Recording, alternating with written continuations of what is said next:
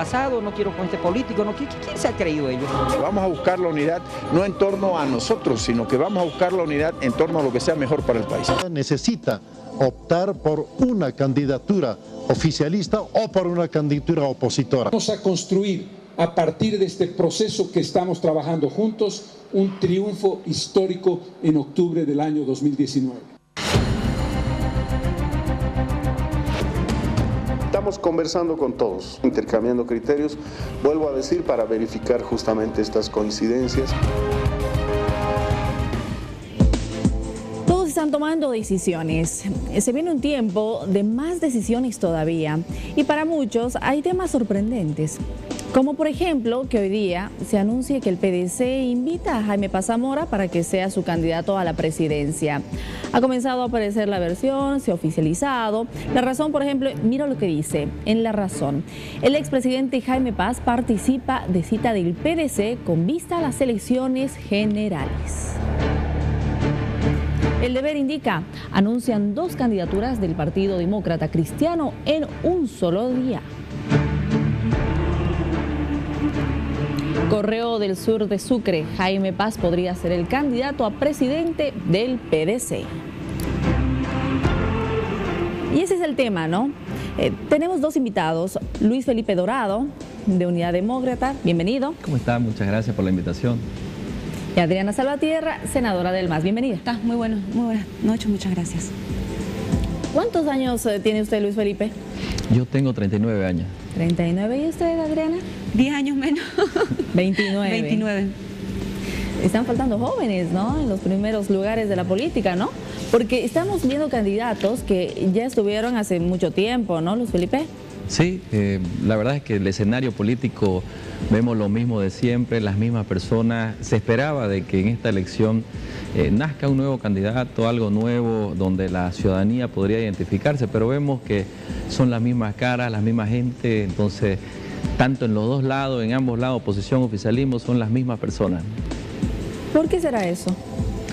Yo creo de que recién se puede optar para tener una personería jurídica con 1.5% en la nueva ley y ahí se puede optar para tener un partido para una renovación. Sé que en la Corte hay más de 14 solicitudes, si no me equivoco, senadora, nuevas para poder tener personería jurídica, pero lamentablemente el escenario se ha acortado, ya no da tiempo para que estas personerías puedan llegar a tener la personería jurídica correcta dentro del plazo establecido por el Tribunal Electoral. Adriana, falta renovación porque está claro que falta, ¿no? No estamos viendo nombres nuevos, estamos viendo nombres que ya vimos antes. Mira, estaba justamente ahora haciendo un recuento semi-biográfico de cada uno de los que actualmente se han declarado postulantes a las presidencias. Por ejemplo, Jaime Paz habría sido vicepresidente de Bolivia entre 1982 y 1984. Habría sido presidente desde el 89 hasta el 93 y ha sido candidato a la presidencia en 5 ocasiones. Situación similar más o menos acontece con Samuel Doria Medina, que fue ministro de Planificación de Jaime Paz entre 1991 y 1993, candidato a la presidencia en 3 ocasiones. O Tuto Quiroga, que fue vicepresidente de Banzer desde el 97, el 2001 asume como vicepresidente y fue candidato a la presidencia en 2 ocasiones. ¿Qué es lo que yo veo de fondo? Es que no existe en este momento un horizonte de país planteado por fuerzas políticas opositoras que no sea nuevamente la restauración del neoliberalismo. Ese neoliberalismo que cuando estaba en ese entonces de presidente Carlos Mesa, por ejemplo, al cerrar su gestión nos informaban que la deuda pública externa ascendía al 63,5% del Producto Interno Bruto cuando nuestro Producto Interno Bruto era de 9.000 millones de dólares apenas. Ese mismo pasado que nos dejó Carlos Mesa, claro, diametralmente transformado, por ejemplo, de Bolivia como un país endeudado, un país empobrecido, un país desangrado por estos políticos que se dedicaron a gobernar para élites de poder y no para el pueblo. Y evidentemente en este momento te encontrás con que hay 2 propuestas y paradigmas diferentes que deben resolver a través de las vías democráticas su legitimación en el pueblo. Considero que sigue vigente, evidentemente, este proceso de cambio que va a la cabeza del presidente Evo Morales y que viene un oleaje de restauración neoliberal de aquellos que pareciera que se hubieran agrietado los suelos, hubieran salido de la ultratumba y hoy día iniciaran la gran cruzada por la democracia, travestiéndose de personajes políticos nuevos, cuando nosotros notamos con los mismos años de su gestión, Carlos Mesa, vicepresidente también de GONI desde el 2002, que eran personajes antiguos, que son personajes que representan el neoliberalismo y que en este proceso electoral lo único que buscan es una restauración neoliberal. Ahora, ¿qué pasa con el MAS? Porque también le podrían decir al MAS, el mismo candidato, en 2005, 2009 y hasta ahora, el 2018, el mismo candidato. ¿Por qué, Adriana? ¿Por qué tampoco en el MAS hay una renovación? Tengo dos respuestas para eso. La primera es que considero, y lo reafirmo, mientras existan proyectos políticos, paradigmas políticos, tan marcados en sus diferencias para percibir el país, para planificar la gestión pública, para imaginar el rol del Estado en la economía, evidentemente hay quienes representan esos paradigmas. Tenés un ejército de hombres, todos hombres además, que te pugnan la presidencia desde 1982, empezando por Jaime Paz, Víctor Hugo Cárdenas, Tuto, Samuel Doria Medina, Carlos Mesa, y un hombre que decidió transformar la historia de ese país y que representa este paradigma. Hay dos visiones de país confrontadas y es evidente que cuando existen visiones de país confrontadas, que son las mismas hace 12 años, evidentemente se puede reflejar esto en las candidaturas. Pero sí quiero resaltar algo, y puedes notar claramente la diferencia en el movimiento al socialismo. La Cámara de Senadores tiene 36 senadores, 25 son del movimiento al socialismo, 9 de Unidad Demócratas y 2 de PDC. De los 25 senadores del movimiento al socialismo, solo una repite legislatura y es Nélida Cifuentes, nuestra única senadora. Mire a la bancada de oposición, ¿acaso no fue senador Óscar Ortiz? ¿Acaso no fue senadora María Elba Pinker? ¿Acaso no fue diputado Klinsky? ¿Acaso no fue senadora Mirta Arce o Carmen Eva González o Yanine Áñez? ¿Por qué repiten ellos legislatura? Un datito más. En la Cámara de Senadores existimos más o menos unos 6 senadores que ingresamos con menos de 30 años, todos del movimiento al socialismo. ¿Sabes cuántos senadores menores de 30 años ingresó Unidad Demócratas?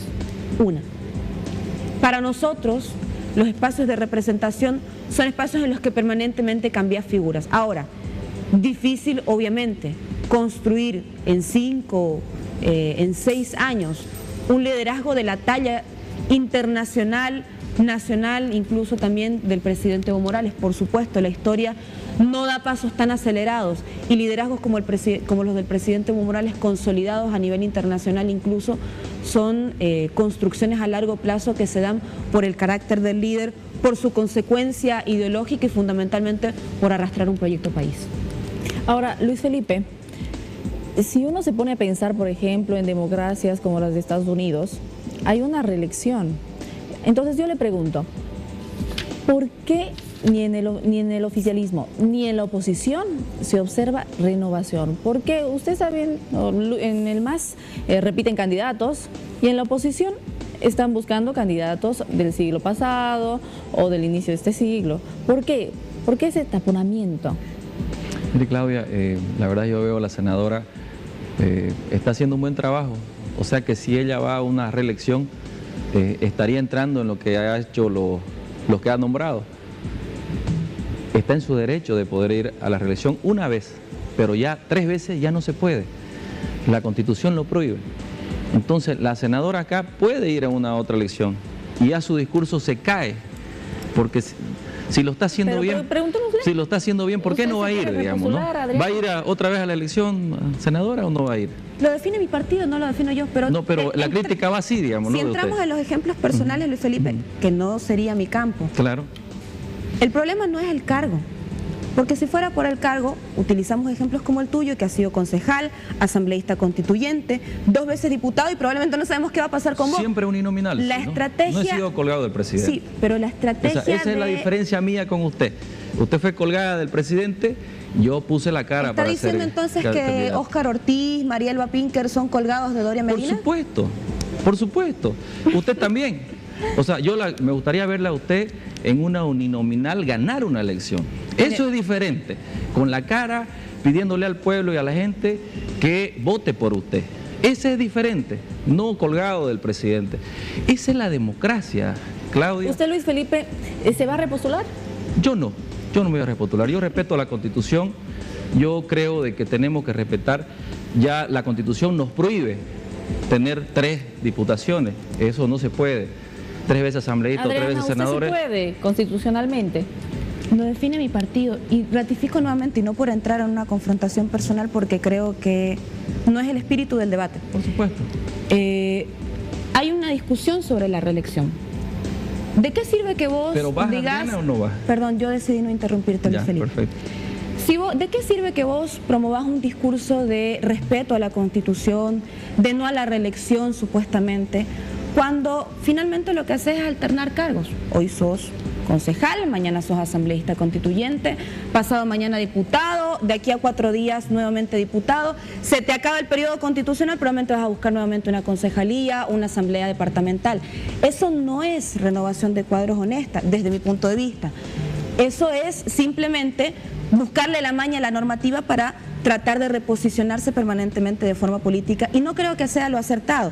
Segundo, yo no nombraría colgandijos a tus propios parlamentarios, porque cada uno asume una responsabilidad, en tu caso por diputación sobre un territorio, en mi caso por un sector generacional. Y evidentemente podés tener rupturas en este momento con tu partido que te lleven a decir que Óscar Ortiz o María Elba Pinker son colgandijos de Samuel Doria Medina. Yo ni siquiera me atrevería a tener esa clase de expresiones por muy contrarios que seamos en términos ideológicos. Mire la ¿Usted diferencia. podría postularse, Adriana, a alguna circunscripción, o volvería a estar en lista? Repito nuevamente, o sea, nosotros tenemos mecanismos de elección interna para esto. En el caso de Juventudes del MAS, por ejemplo, nosotros realizamos congresos internos para definir candidaturas, espacios de representación que sean tomados en cuenta al momento de tejer las listas.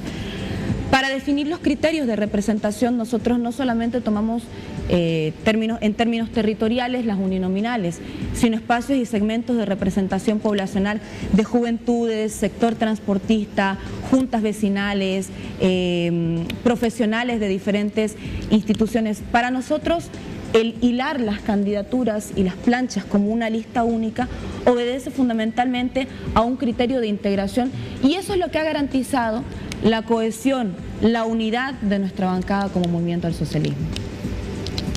Ahora, les pregunto a ambos, no hemos visto hasta el momento que parezca ninguna posible candidata a la vicepresidencia, ni con un opositor ni con un oficialista. ¿Por qué cree eso, Luis Felipe?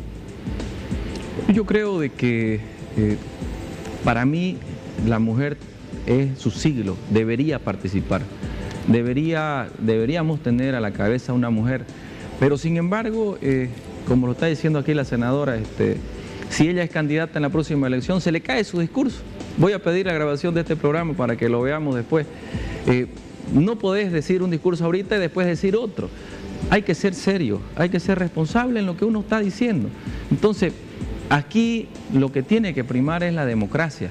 Y la democracia no está siendo tomada en cuenta en estos momentos con estas primarias. No se está dando la facultad al ciudadano, que es el que da la democracia al país, para que voten en estas primarias. Solamente militantes, solamente lo de los partidos. No participa el ciudadano común, el ciudadano que no quiere pertenecer a un partido político, no va a participar. ¿Qué democracia estamos hablando? No está participando. Usted pregunta a los ciudadanos que no están en un partido político, no lo van a obligar pues a firmar a un partido. Inclusive para pertenecer a una cooperativa de barrio, si quiere, o de luz, de agua, de lo que sea, siempre tiene que ser apolítico. Entonces no podés pertenecer a un partido político, y eso va contradictorio a la vida normal de la ciudadanía. No podés obligar a la ciudadanía a que se inscriba a un partido político para participar en esta primaria. Entonces las primarias para mí son antidemocráticas, son puntos que en mi opinión, no debería manejarse así. Debería darse libertad al pueblo boliviano para que vote en las primarias y no solamente sectariamente, que inclusive los candidatos están obligados a estar firmando en un partido político.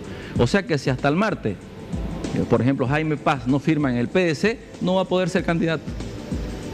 Eso está diezmando a que un ciudadano común que sea exitoso en el país no pueda ser candidato en las próximas elecciones.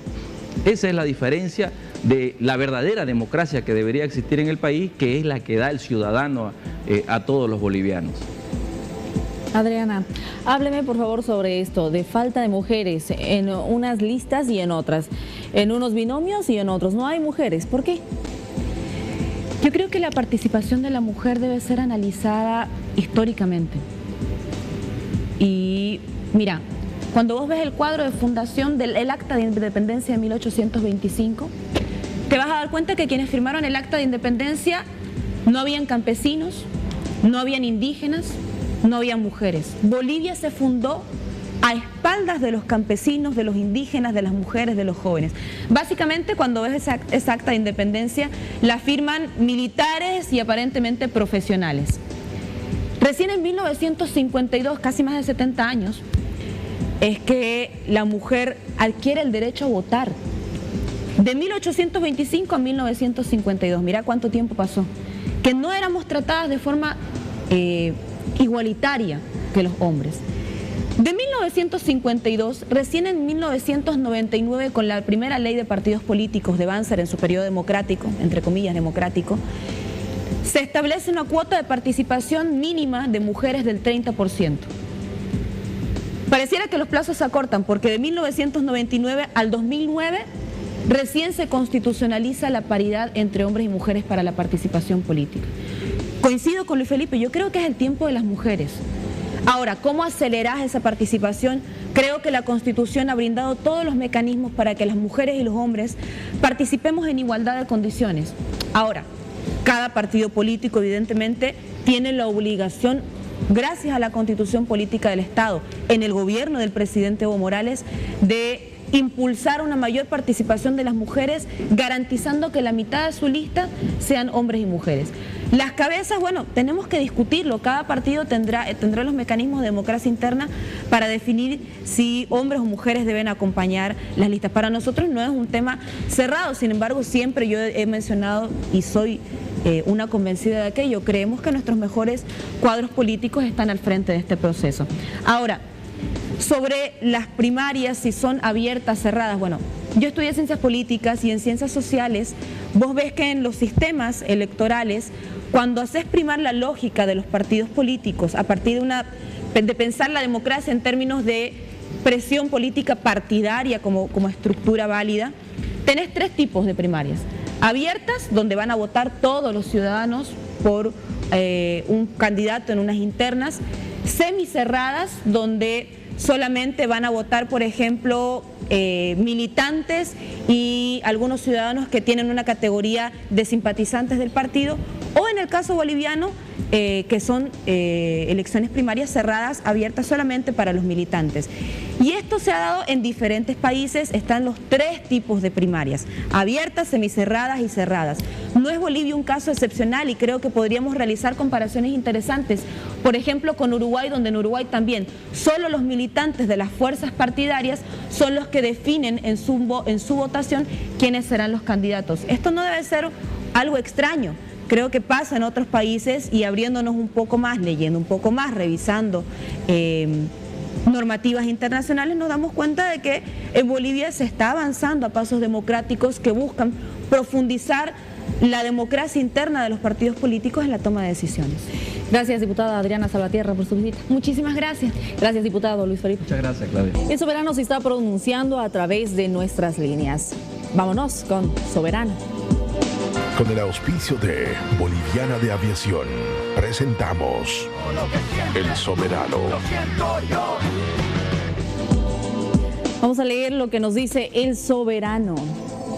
Javier Julián nos dice, solo falta Goni y Banzer y tenemos la vieja mega coalición. Estamos retrocediendo.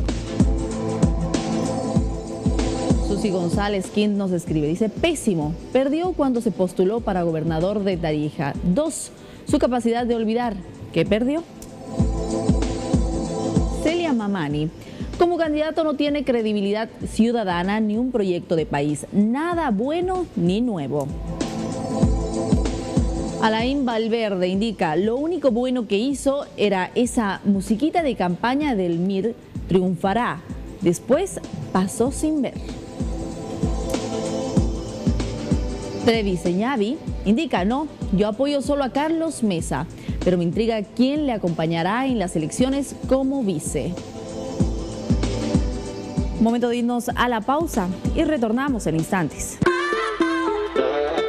Ponte un vestido elegante y esos tacones gigantes y no te preocupes por la billetera, esta noche yo te doy lo que tú quieras, saca tu estilo salvaje, cosa que eso te